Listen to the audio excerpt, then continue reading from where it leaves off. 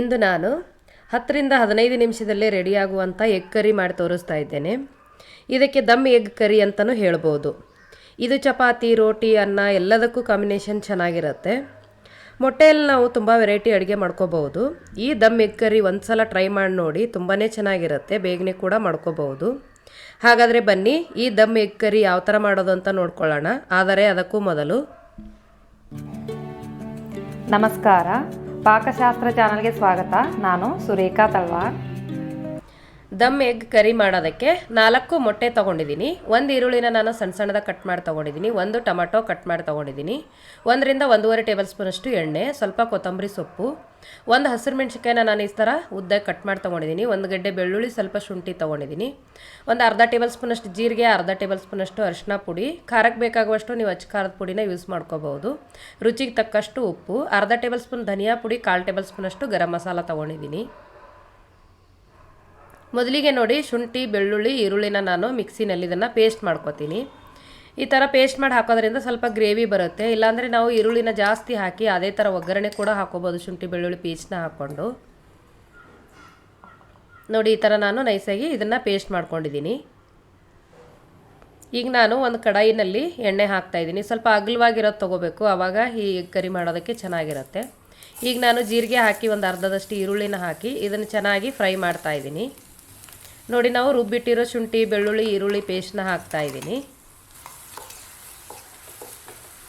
ನೋಡಿ, ಇದು ಹಸಿ ವಾಸನೆ ಹೋಗೋವರೆಗೂ ಒಂದು ನಿಮಿಷ ಚೆನ್ನಾಗಿ ಇದನ್ನು ಹುರ್ಕೋಬೇಕು.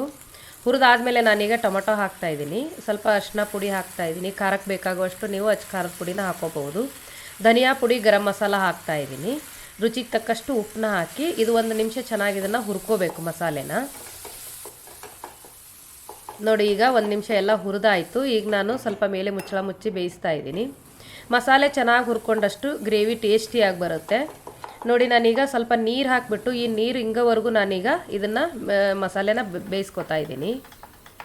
ಇದು ಸೈಡಲ್ಲೆಲ್ಲ ಎಣ್ಣೆ ಬಿಟ್ಕೊಳ್ಳೋವರೆಗೂ ನಾವು ಈ ಮಸಾಲೆನ ಹುರ್ಕೋಬೇಕು. ಒಂದು 2 ರಿಂದ 3 ನಿಮಿಷ ಹುರ್ಕೊಂಡ್ರೆ ಸಾಕು. ನೋಡಿ, ಈಗ ನೀರೆಲ್ಲ ಕಡಿಮೆ ಆಗಿದೆ, ಮಸಾಲೆ ಎಲ್ಲ ಚೆನ್ನಾಗಿ ಹುರಿದಿದೆ. ಇದಕ್ಕೆ ನಮಗೆ ಗ್ರೇವಿ ಯಾವ ಥರ ಬೇಕೋ ಅಷ್ಟನ್ನ ನಾವು ನೀರನ್ನ ಹಾಕೋಬಹುದು. ಮೊಟ್ಟೆ ಹಾಕಿದಾಗ ಸ್ವಲ್ಪ ನೀರು ಕಡಿಮೆ ಆಗುತ್ತೆ, ನೋಡ್ಕೊಂಡು ಹಾಕ್ಕೊಳ್ಳಿ. ಮೊಟ್ಟೆ ಬೇಯಬೇಕಾದ್ರೆ ಇನ್ನೊಂದು ಸ್ವಲ್ಪ ಗ್ರೇವಿ ಕಡಿಮೆ ಆಗುತ್ತೆ. ನೋಡಿ, ಈಗ ಕುದೀತಾ ಇದೆ. ಕುದೀತಾ ಇರಬೇಕಾದ್ರೆ ಉರಿ ಸಣ್ಣದಾಗಿ ಇಟ್ಕೋಬೇಕು, ಇಲ್ಲಾಂದರೆ ಮೊಟ್ಟೆ ಎಲ್ಲ ಕಡೆ ಮಿಕ್ಸ್ ಆಗಿಬಿಡುತ್ತೆ. ಹಾಗಾಗಿ ಉರಿ ಸಣ್ಣದಾಗಿ ಇಟ್ಕೊಂಡು ನಿಮಗೆ ಎಷ್ಟು ಬೇಕೋ ಇದರಲ್ಲಿ ಮೊಟ್ಟೆನ ಈ ಥರ ಡೈರೆಕ್ಟಾಗಿ ಒಡೆದು ಹಾಕಬೇಕು. ಈಗ ನಾನು ಒಂದು ಹಸಿರು ಮೆಣಸಿನ್ಕಾಯಿನ ಈ ಥರ ಕಟ್ ಮಾಡಿ ಹಾಕ್ತಾಯಿದ್ದೀನಿ. ಫ್ಲೇವರ್ ಚೆನ್ನಾಗಿರುತ್ತೆ ಈ ಥರ ಹಸಿದಾಗಿ ಒಂದು ಹಸಿರು ಮೆಣಸಿನ್ಕಾಯಿ ಹಾಕೋದ್ರಿಂದ. ಮೇಲೆ ಮುಚ್ಚಳ ಮುಚ್ಚಿ ನಾವು ಇದನ್ನು ಬೇಯಿಸ್ಕೋಬೇಕು. ನೋಡಿ, ಮೊಟ್ಟೆನ ದಮ್ಮಲ್ಲಿ ಬೇಯಿಸೋದ್ರಿಂದ, ಅಂದರೆ ಹಬೆಯಲ್ಲಿ ಬೇಯಿಸೋದ್ರಿಂದ ಇದಕ್ಕೆ ದಮ್ ಎಗ್ ಕರಿ ಅಂತ ಹೇಳ್ತಾರೆ.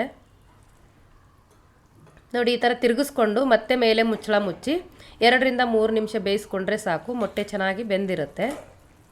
ಇದು ಸಣ್ಣ ಉರಿಯಲ್ಲೇ ಮಾಡ್ಕೋಬೇಕು. ನೋಡಿ, ಈ ಥರ ಎಲ್ಲ ಚೆನ್ನಾಗಿ ಬೆಂದಿದೆ.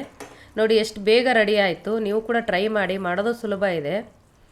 ನೋಡಿ, ಫ್ರೆಶ್ ಆಗಿರೋ ಸ್ವಲ್ಪ ಕೊತ್ತಂಬರಿ ಸೊಪ್ಪು ಹಾಕಿಬಿಟ್ರೆ ದಮ್ ಎಗ್ ಕರಿ ರೆಡಿ ಆಯಿತು. ಟೇಸ್ಟು ಸೂಪರಾಗಿರುತ್ತೆ.